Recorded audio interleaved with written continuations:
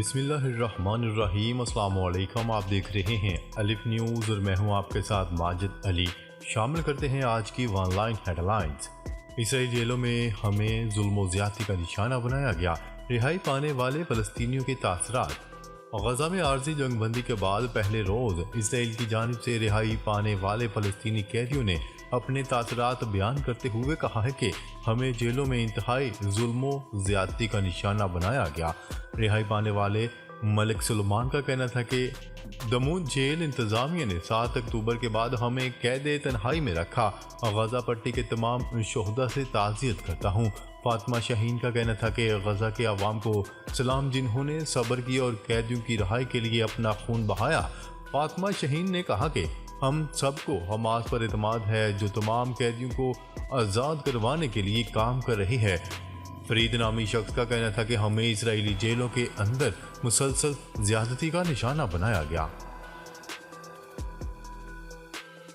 Hamas کا اسرائیل پر معاہدے کی طے شدہ شرائط کی خلاف ورزی کا الزام۔ حماس کے سیاسی بیورو کے سربراہ اسماعیل خانیہ کے مشیر نے اپنے ایک بیان میں کہا ہے کہ اسرائیل نے معاہدے کی بہت سی خلاف ورزیاں کی ہیں۔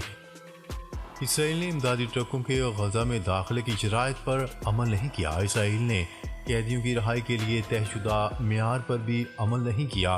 حماس رہنما کے مطابق اسرائیلی فوج نے غزہ میں 1 سے زیادہ مقامات پر فائرنگ کی۔ قابض اسرائیلی فوج کی فائرنگ کے نتیجے میں 2 افراد شہید ہو گئے۔ حماس رہنما کا مزید کہنا تھا کہ ہم اب بھی معاہدے کی شرائط پر نظر رکھے ہوئے ہیں۔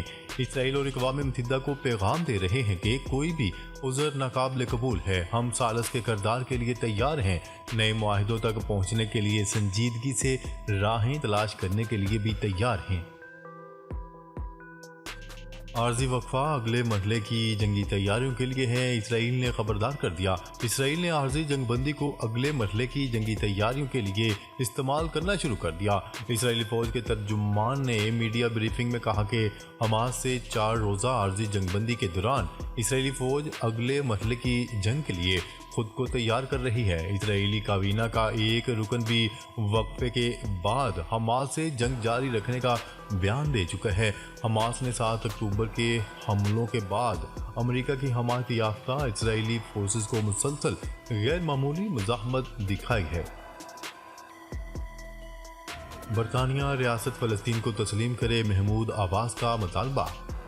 فلسطینی صدر محمود عباس نے برطانیہ سے ریاست فلسطین کو تسلیم کرنے کا مطالبہ کر دیا۔ روئٹرز کی رپورٹ کے مطابق برطانوی وزیر خارجہ نے جمعے کو فلسطینی صدر محمود عباس سے ملاقات کی۔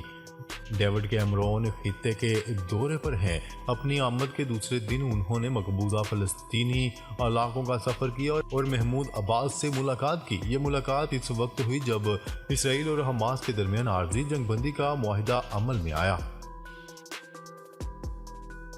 دنیا بھر کے شہری اب غزہ کے مظلوموں کے لیے مستقل جنگ بندی کا مطالبہ کرنے لگے۔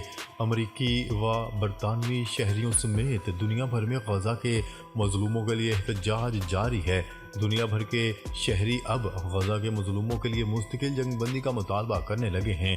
غیر ملکی میڈیا کی رپورٹس کے مطابق new York, San Francisco, London, سنا، دوحہ، عمان سمیت دنیا بھر کے شہروں میں غزہ کے مظلوموں سے اظہار یکجہتی اور انہیں امن کی فراہمی کے لیے احتجاج کیا جا رہا ہے۔ واضح ہے کہ گزشتہ روز امریکی شہر نیو یارک کے ٹائمز اسکوائر پر فلسطینیوں کی حمایت میں بڑا احتجاج کیا گیا۔ مظاہرین نے فلسطینیوں کا قتل عام اور نسل کشی بند کرنے کا مطالبہ کیا۔ امریکہ کی کوششوں سے غزہ میں جنگ بندی ممکن ہوئی، امریکی صدر کا بیان سامنے آ گیا۔ امریکی صدر جو بائیڈن کا کہنا ہے کہ خوشی کا موقع ہے کہ اسرائیلی یرغمالی رہا ہو کر اپنوں سے جا ملے۔ انہوں نے کہا ہے کہ امریکہ کی کوششوں سے غزہ میں جنگ بندی ممکن ہوئی۔ غیر ملکی ذرائع ابلاغ کے مطابق امریکی صدر جو بائیڈن نے کہا کہ جنگ بندی کے لیے خطے کے لیڈرز کو اوول آفس سے متعدد کالز کی گئیں۔ ہماری کوششیں تھیں پہلے مرحلے میں 50 سے زائد اسرائیلی رہا کروا لیے جائیں۔ جاپان اور چین کا سیکیورٹی پر بات چیت کا آغاز جلد شروع کرنے پر اتفاق۔ جاپان کی وزیر خارجہ نے جنوبی کوریا میں چینی ہم منصب وانگ ای سے ملاقات کی۔ خبرساز ایجنسی کی رپورٹ کے مطابق چین جاپان سیکیورٹی بات چیت کا آغاز جلد کرنے پر اتفاق ہوا ہے۔ جاپانی وزیر خارجہ کی عہدہ سنبھالنے کے بعد چینی ہم منصب سے یہ پہلی ملاقات تھی۔ جاپانی اور چینی وزیر خارجہ کی جنوبی کوریا کے وزیر خارجہ سے ملاقات آج متوقع ہے۔ 2030 تک گرین ہاؤس گیس اخراج میں 3% تک کا اضافہ متوقع۔ اقوام متحدہ کی رپورٹ میں بتایا گیا ہے کہ عالمی درجہ حرارت کو پری انڈسٹریل سطح سے 2 ڈگری سیلسیس اضافے کے ہدف کو حاصل کرنے کے لیے گرین ہاؤس گیس اخراج کی شرح کو 28% تک کم ہونا ہوگا۔ اقوام متحدہ کی emission gap report 2023 broken record میں بتایا گیا ہے کہ 2015 میں پیرس معاہدہ دستخط ہونے کے بعد سے معاملات میں بہتری آئی۔ پیرس معاہدے کے وقت کی جانے والی پیش گوئی میں 2030 تک گرین ہاؤس گیس اخراج میں اضافے کی شرح 16% تک بتائی گئی تھی، جبکہ آج کی تاریخ میں 2030 تک اس اخراج میں 3% تک اضافہ متوقع ہے۔ تاہم اخراج کی یہ مقدار عالمی سطح پر درجہ حرارت کو محدود رکھنے کے ہدف سے بلند ہی رہے گی۔ برطانیہ میں جنوری سے گیس اور بجلی کی قیمتوں میں اضافے کا اعلان کر دیا گیا۔ برطانوی میڈیا کی رپورٹ کے مطابق اس فیصلے سے سرترین وقت میں گیس اور بجلی کے بل دینے والوں پر مزید مالی دباؤ پڑے گا۔ رپورٹ میں بتایا گیا ہے کہ گیس اور بجلی کی بڑھتی ہوئی قیمت انگلینڈ، ویلز اور اسکاٹ لینڈ کے 29 ملین گھرانوں کو متاثر کرے گی۔ بارش سے مکہ کے پہاڑوں پر لمبی لمبی گھاس اگائی۔ بارش کی وجہ سے مکہ میں پودوں کی تیزی سے افزائش ہوئی ہے اور پہاڑوں پر لمبی لمبی گھاس اگائی ہے۔ ناسا نے سیٹلائٹ سے لی گئی تصاویر بھی جاری کر دی۔ سعودی عرب کے سرکاری میڈیا کا کہنا ہے کہ سعودی عرب کے مقدس شہر مکہ اور اس اطراف کے پہاڑ کئی ہفتوں کی موسلادھار بارشوں کے بعد سرسبز و شاداب ہو گئے ہیں۔ سیٹلائٹ سے حاصل تصاویر میں سعودی عرب کے کئی حصے، خاص طور پر مغربی سعودی عرب میں خشک علاقوں میں بھی سبزہ نظر آ رہا ہے۔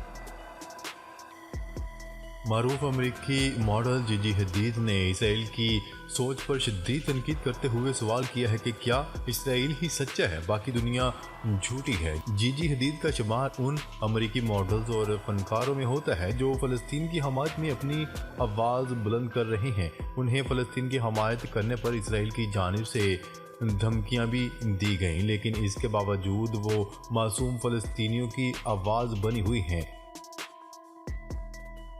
چین میں کرونا کے بعد ایک اور وبا پھوٹ پڑی۔ چین میں کرونا کی طرح کی ایک اور وبا پھوٹ پڑی جس نے سینکڑوں شہریوں کو اپنی لپیٹ میں لینا شروع کر دیا۔ عالمی خبرساں ادارے کی رپورٹ کے مطابق چین میں کرونا اور انفلوئنزا جیسی علامات والی بیماری تیزی سے پھیل رہی ہے، جس پر حکومت نے ریڈ الرٹ جاری کرتے ہوئے اسکولوں اور ہسپتالوں سے اعداد و شمار طلب کر لیے۔ یہ مرض اتنی تیزی سے پھیل رہا ہے کہ عالمی ادارہ صحت نے بھی چینی حکومت سے ریکارڈ مانگ لیا، جبکہ اقوام متحدہ نے بھی بیماری کے بارے میں معلومات فراہم کرنے پر زور دیا ہے۔ کوئٹہ گلیڈیٹرز سے راہ جدا نسیم شاہ اگلے پی ایس ایل کے لیے اسلام آباد یونائیٹڈ میں شامل۔ قومی کرکٹ ٹیم کے فاسٹ باؤلر نسیم شاہ کے حوالے سے اطلاعات سامنے آئی ہیں کہ وہ پی ایس ایل کے نویں ایڈیشن میں کوئٹہ گلیڈیٹرز کا حصہ نہیں ہوں گے۔ کوئٹہ گلیڈیٹرز کی جانب سے نہ کھیلنے کے بعد نسیم شاہ کو اسلام آباد یونائیٹڈ نے اپنی ٹیم میں شامل کر لیا ہے اور اس حوالے سے فاسٹ باؤلر اور پی ایس ایل فرنچائز کے درمیان 90% معاملات طے پا چکے ہیں۔ الیکشن کمیشن کا عام انتخابات میں فوج کی تعیناتی کے لیے وزارت داخلہ کو خط۔ الیکشن کمیشن آف پاکستان نے عام انتخابات میں پولنگ اسٹیشنز پر فوجی جوانوں کی تعیناتی کے حوالے سے وزارت داخلہ کو خط لکھ دیا۔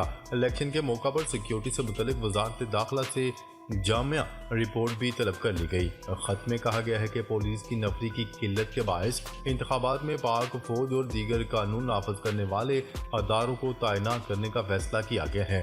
خط میں کہا گیا ہے کہ چاروں صوبوں چیف کمشنر اسلام آباد سیکیورٹی اہلکاروں کی دستیابی سے متعلق رپورٹ دیں۔ خط میں صوبوں میں نفری کی قلت سے متعلق بھی الیکشن کمیشن کو تحریری آگاہ کرنے کی ہدایت کی گئی ہے۔ ناظرین، اب تک کے لیے اتنا ہی۔ مزید خبریں لے کر بہت جلد آپ کی خدمت میں حاضر ہوں گے۔ تب تک کے لیے اپنا خیال رکھیے گا۔ اللہ نگہبان۔